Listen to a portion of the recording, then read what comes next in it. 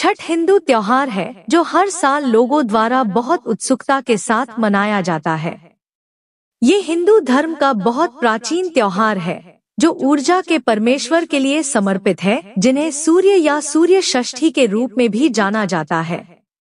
लोग पृथ्वी पर हमेशा के लिए जीवन का आशीर्वाद पाने के लिए भगवान सूर्य को धन्यवाद देने के लिए ये त्योहार मनाते हैं। लोग बहुत उत्साह से भगवान सूर्य की पूजा करते हैं और अपने परिवार के सदस्यों, दोस्तों और बुजुर्गों के अच्छे के लिए, सफलता और प्रगति के लिए प्रार्थना करते हैं। हिंदू धर्म के अनुसार सूर्य की पूजा कुछ श्रेणी रोगों के इलाज से संबंधित है, जैसे कुष्ठ रोग आदि। इस दिन जल्दी उठकर पवित्र गंगा में नहाकर पूरे दिन उपवास रखने का रिवाज है। यहाँ तक कि वो पानी भी नहीं पीते और एक लंबे समय तक पानी में खड़े रहते हैं। वो उगते हुए सूर्य को प्रसाद और अर्घ्य देते हैं। ये भारत के विभिन्न राज्यों में मनाया जाता है, जैसे बिहार, यूपी, झारखंड और नेपाल। हिंदू कैलेंडर के अनुसार ये कार्तिक महीने में अमावस्या के बाद अक्टूबर या नवंबर महीने में छठे दिन मनाया जाता है।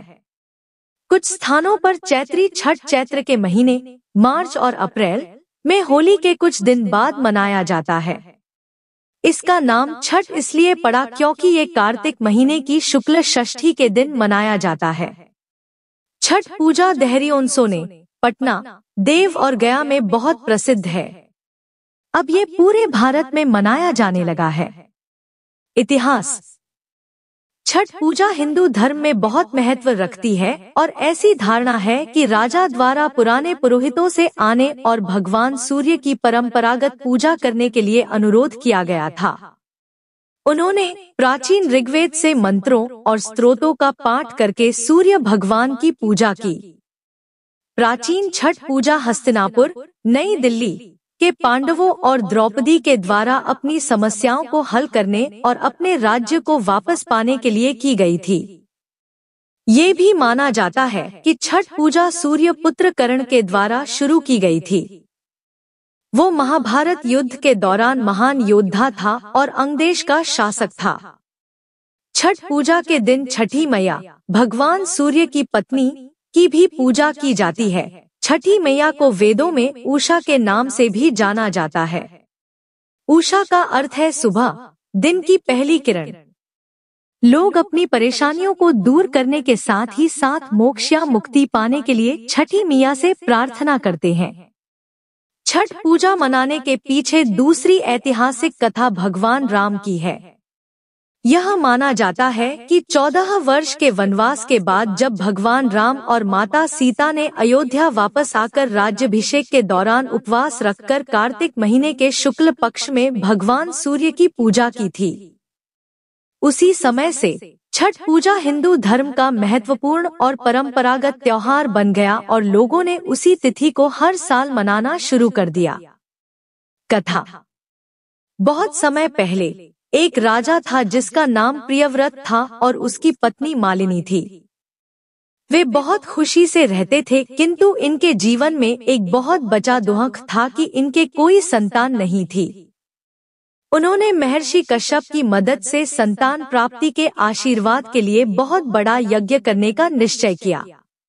यज्ञ के प्रभाव के कारण उनकी पत्नी गर्भवती हो गई, किंतु 9 महीने के बाद उन्होंने मरे हुए बच्चे को जन्म दिया। राजा बहुत दुखी हुआ और उसने आत्महत्या करने का निश्चय किया। अचानक आत्महत्या करने के दौरान उसके सामने एक देवी प्रकट हुई। देवी ने कहा, मैं देवी छठी हूँ और जो भी कोई मेरी पूजा शुद्ध मन और आत्मा से करता है वह संतान अवश्य प्राप्त करता है। राजा प्रियव्रत ने वैसा ही किया और उसे देवी के आशीर्वाद स्वरूप सुंदर और प्यारी संतान की प्राप्ति हुई। तभी से लोगों ने छठ पूजा को मनाना शुरू कर दिया। तैयारी। छठ की पूजा में एक एक विधि विधान को महत्व दिया गया है। इन विधि विधानों में पूजन सामग्री विशेष महत्व है, साथ ही इन सामग्री के बिना छठ पूजा अधूरा माना गया है। छठ पूजा के लिए जो पूजन सामग्री महत्वपूर्ण है, इसका पूरा लिस्ट इस प्रकार है।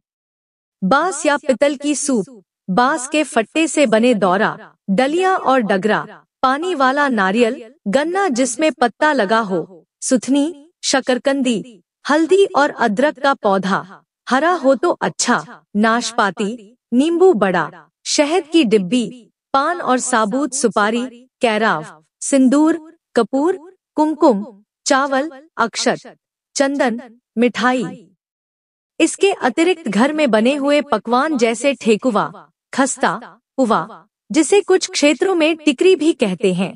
इसके अलावा चावल के लड्डू, जिसे लड़ुआ भी कहा जाता है, इत्यादि छठ पूजन के सामग्री में शामिल हैं। परंपरा।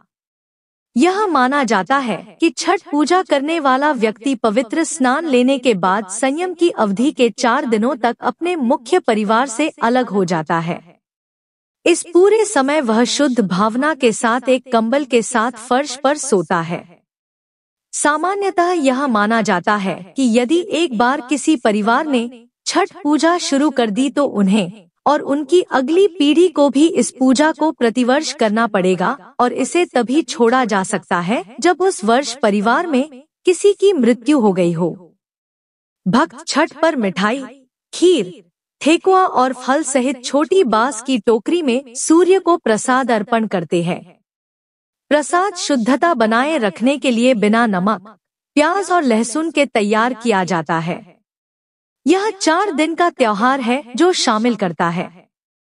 पहले दिन भक्त जल्दी सुबह गंगा के पवित्र जल में स्नान करते हैं और अपने घर प्रसाद तैयार करने के लिए कुछ जल घर भी लेकर आते हैं। इस दिन घर और घर के आसपास साफ सफाई होनी चाहिए।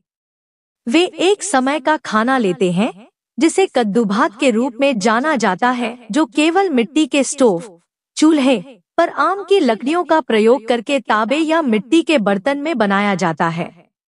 दूसरे दिन, छठ से एक दिन पहले, पंचमी को, भक्त पूरे दिन उपवास रखते हैं और शाम को पृथ्वी, धरती की पूजा के बाद सूर्य अस्त के बाद व्रत खोलते हैं। वे पूजा में खीर, पूरी और फल अर्पित करते हैं। शाम को खाना खाने के बाद वे बिना पानी पिए 36 घंटे का उपवास रखते हैं। तीसरे दिन, छठ वाले दिन, वे नदी के किनारे घाट पर संध्या अर्घ्य देते हैं। अर्घ्य देने के बाद व्रती स्त्रियां पीले रंग की साड़ी पहनती हैं। परिवार के अन्य सदस्य पूजा से आशीर्वाद प्राप्त करने के लिए प्रतीक्षा करते हैं। छठ की रात नदी पर 5 गन्नों से कवर मिट्टी के दिए जलाकर पारंपरिक कार्यक्रम मनाया जाता है। 5 गन्ने पंचतत्वों पृथ्वी, जल, अग्नि, वायु और आकाश को प्रदर्शित करते हैं, जिससे मानव शरीर का निर्माण करते हैं। चौथे दिन की सुबह भक्त अपने परिवार और मित्रों के साथ गंगा नदी के किनारे बिहानिया अर्घ्य अर्पित करते हैं। भक्त छठ प्रसाद खाकर व्रत खोलते हैं। महत्व। छठ पूजा का सूर्योदय और सूर्यास्त के दौरान एक विशेष महत्व है। सूर्योदय और सूर्यास्त का समय दिन का सबसे महत्वपूर्ण समय है, जिसके दौरान एक मानव शरीर को सुरक्षित रूप से बिना किसी नुकसान के सौर ऊर्जा प्राप्त हो सकती है। यही कारण है कि छठ महोत्सव में सूर्य को संध्या अर्घ्य और विहानिया अर्घ्य देने की प्रथा है। इस समय सौर ऊर्जा में पराबैंगनी विकिरण का स्तर कम होता है, तो यह मानव शरीर के लिए सुरक्षित है। लोग पृथ्वी पर जीवन को जारी रखने के साथ साथ आशीर्वाद प्राप्त करने के लिए भगवान सूर्य का धन्यवाद करने के लिए छठ पूजा करते हैं। छठ पूजा का अनुष्ठान शरीर और मन शुद्धिकरण द्वारा मानसिक शांति प्रदान करता है, ऊर्जा का स्तर और प्रतिरोधक क्षमता को बढ़ाता है, जलन क्रोध की आवृत्ति, साथ ही नकारात्मक भावनाओं को बहुत कम कर देता है। यह भी माना जाता है कि छठ पूजा प्रक्रिया के उम्र बढ़ने की प्रक्रिया को धीमा करने में मदद करता है। इस तरह की मान्यताएं और रीति रिवाज छठ अनुष्ठान को हिंदू धर्म में सबसे महत्वपूर्ण त्योहार बनाते हैं। वर्ष 2024 में छठ पूजा की तारीख। सूर्योदय सूर्यास्त समय दिल्ली। छठ पूजा की शुरुआत कार्तिक शुक्ल चतुर्थी तिथि से होती है।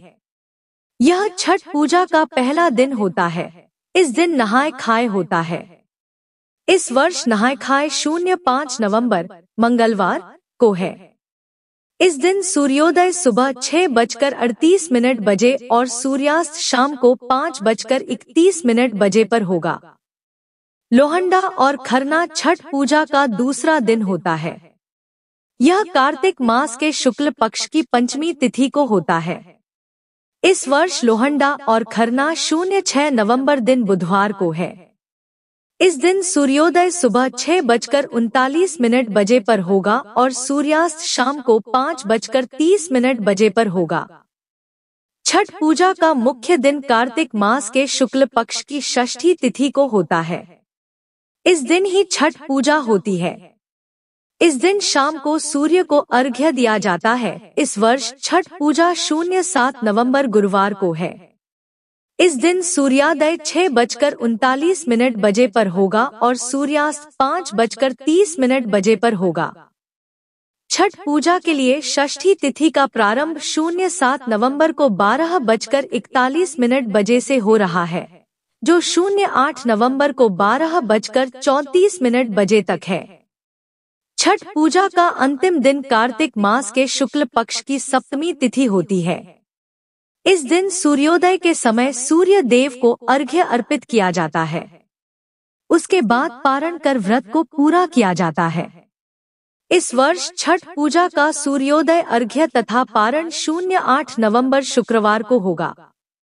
इस दिन सूर्योदय सुबह 6:39 बजे तथा सूर्यास्त शाम को 5:29 बजे होगा। 000। जय जय छठ माता की।